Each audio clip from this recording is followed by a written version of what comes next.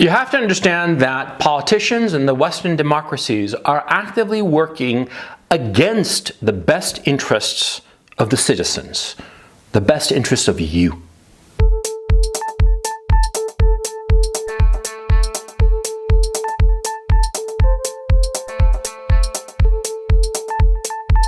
I'm talking, of course, in Western Europe and North America, see? And also some countries in South America at this point. What's going on is that the left-wing politicians and the right-wing politicians, for different reasons that I'll go into in just a moment, have realized that they are actively working against the best interests of the citizens. Or let me phrase that. See, their actions that are beneficial to these politicians are bad for the citizens. Let me explain. Take a left-wing politician. See, a left-wing politician, he used to be in favor of the working man, the worker. And so the left-wing politician helped the worker unionize and collective bargaining and all that stuff. And what happened to that worker, to that unionized worker? Well, he did very well, of course. Yeah, his standard of living rose. That's what happened. It happened in Western Europe, it happened in North America, and some countries of South America. The left-wing politicians' objective to raise up the working man worked. And because of it, what did the working man start to do? He started voting for the right-wing candidate. That's what he started to do. Yeah, because what does a left-wing politician represent? He represents change. He wants to change the system to improve the lot of this, that, the other. It doesn't matter. But what about the right-wing politician? What does the right-wing politician want to do? He wants stability. He doesn't want to change things. And so when the working man's situation started to improve, what did he want? Did he want more change? No! He wanted stability. He wanted things to be even, status quo. So he started voting for the right-wing candidate, not the left-wing candidate who had gotten him the union, who had gotten him collective bargaining, who had gotten him social welfare and whatnot. No longer for that left-wing guy. He wanted to vote for the right-wing guy so that things would stay the same, because the way things are going were pretty good. So he didn't want any change. You see? And so the left-wing politician felt betrayed by what the working class were doing. They were voting for the right-wing guy. Yeah. Margaret Thatcher, Ronald Reagan, yeah. The left-wing parties hated the working man, the working classes, and realized that by having helped the working classes to achieve a middle-class life, a materially prosperous life, they'd lost their voter base.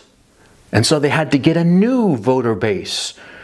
And how would they do this? By importing voters. Of course, that's what they did. They imported voters from the Middle East, from Africa, from wherever it took. Any minority group. And they started identifying with minorities, not with the working classes.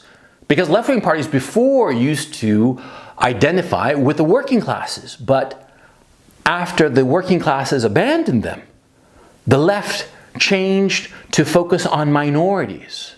And they wanted to expand the number of minorities, more diversity and inclusiveness, more refugees. Why? Because with more refugees, more minorities, there were more voters. Because minorities tend to vote as a bloc, especially immigrant groups. Yeah, immigrant groups, especially religious immigrant groups, they tend to vote whatever the head religious official tells them to vote. And it happens with Muslims, it happens with Buddhists, it happens with all of them. See? And so the left-wing parties realized that if they focused on minorities, especially religious minorities, and brought more of them in, they'd get more votes. They'd make up for the votes that they'd lost of the working classes who had become turncoats and started voting for right-wing candidates. And these left-wing votes, you didn't even have to convince them very much, because they would vote in bloc. Like, for instance, in the UK, Pakistanis vote as a bloc for Labour. And it's something like 90% of the Pakistanis will vote for Labour because their imam tells them to. You see? That's what's going on. And that's why the left-wing parties realize that bringing in more minorities, bringing in more diversity and inclusiveness nonsense would improve their electoral chances. They'd get power because of it. Yeah, they'd get power by importing foreigners. That's basically what happened. They would get more political power by importing foreigners. That was the left's calculation, and that is what they did. And there's really no other way to look at it. But that's on the left. What about the right? Oh yeah, the right-wing politicians, they're bastards just like the left-wing politicians. Because you see, the right-wing politicians, who are they? They are second-tier people. See? On the left-wing politicians, they're always going to be top-tier people because on the left, the intellectuals think that power comes from politics, from political leadership. And so the best people on the left go into politics because they aspire to power. But on the right, where do people go? The best people. They go to private enterprise. They go to business for themselves. They set up their own businesses or go pursue a career in some whatever it is, right? The best people are in the private sector. Who among the right-wingers goes into public office? The second-raters, the guys who couldn't cut it in the private sector. Those are the guys who aspire to political office on the right. And who are they beholden to? These second-raters. They are beholden to the guys who will give them money for their campaign. The rich guy. The rich guy, the guy who's actually above them, smarter than them, more successful than them, more money than them, controlling them. And what does a rich guy want to do? He wants to make more money. And how do you make more money? How do you make more profits? Well, you can either sell more of a product, or you can lower the cost of that product and sell it at the same price. Those are the only two ways that you can make more money. And how can you lower the cost of something while maintaining its price? Well, you have cheaper labor. And so how do you get cheaper labor? By importing it. Yeah, the right wing realized that if they imported more workers, it would be cheaper for them. They'd make more money. Yeah, because think about it. There are 100 workers for, 100 positions. And so you have to pay them X, right? But all of a sudden you import 50 more workers from Honduras or 50 more workers from Syria or wherever. It doesn't really matter. You import more workers and what happens? You lower the cost of labor. Yeah, because before you had 100 workers, but now you have the possibility of 150 workers. So you tell everybody, hey, before I was going to pay you X, but now I'm going to pay you Y. Y being a lot less than X. Of course, that's what you do. And so what do you do as a capitalist, as a person, as a business owner or whatnot? You encourage more foreign workers to come in so as to lower your labor costs. And if you have to spout some nonsense about diversity, of inclusiveness and all the rest of it so that more workers come in, fine, you will. You'll say whatever is necessary to bring down the cost of labor because every time there's one more worker in the available pool of workers, it means that you make more money, more profits because the cost of labor goes down. That's what's going on. And of course, you who are a capitalist who wants to make money, sure, bring in all the workers possible. Oh, and this right-wing candidate is advocating bringing in more workers, but this one is not. This one is like a cultural conservative. He wants to preserve the country, but this one wants to bring in a whole bunch of Mexicans so I can lower the price of labor and therefore me make more money. I'll back this guy. This guy who's all about tolerance and inclusivity and bringing in more cheap labor.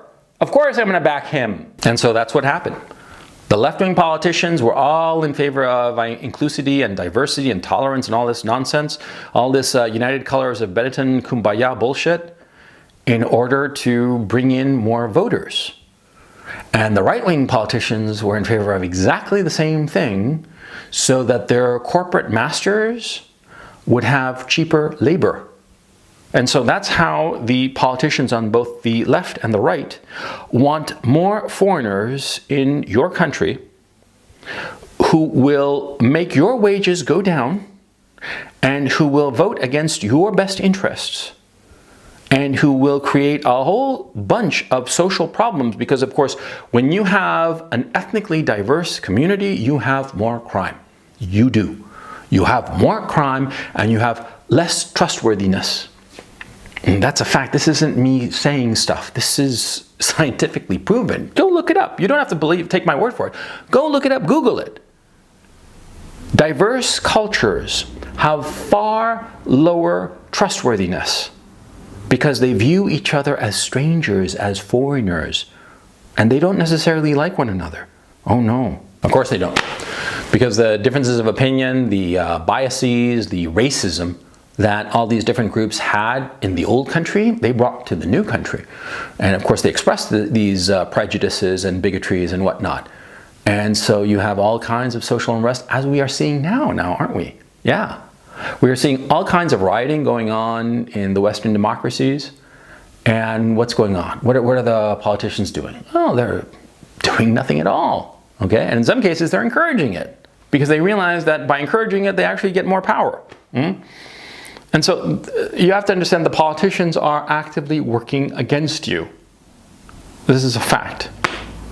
You have to understand that these politicians, they don't want what's best for the population of the country. They just want what's best for themselves. And with more immigration of foreign people who are not assimilating, that's the key issue. They are not assimilating. And in point of fact, at least the left does not want them to assimilate so as to maintain these voting blocks that will support them politically. Well, then you're going to have more and more social unrest. The problems that we are currently having, the rioting and whatnot that's going on, it's only going to get worse. It's not going to get any better. Because so long as people are not encouraged to assimilate, so long as people are encouraged to hold on to their culture, hold on to their ancient hatreds of one another, because many of these people hate each other, so long as that continues, you will have no peace in the Western democracies. And you're going to start to see how the Western democracies decay and collapse because of this. Understand, the politicians hate you. And they have good reasons to hate you because it is in their benefit to hate you. And the way things are organized, in a practical sense, realistically, there is nothing to be done.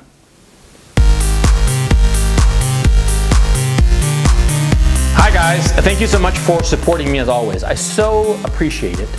I hope that you're enjoying the videos that I'm producing here on Patreon. And remember, if you're not a member, please join the weekly webinar tier where we do these very fun discussions every Sunday at 11 a.m. Eastern Standard. The discussions run 2 to 3 hours and we talk about different things, and it's a call-in show. So have your mic plugged in and properly configured so you can talk live and in person, because I for one really enjoy it and I hope you do too. So thank you so much once again for your support, and I'll catch you next time.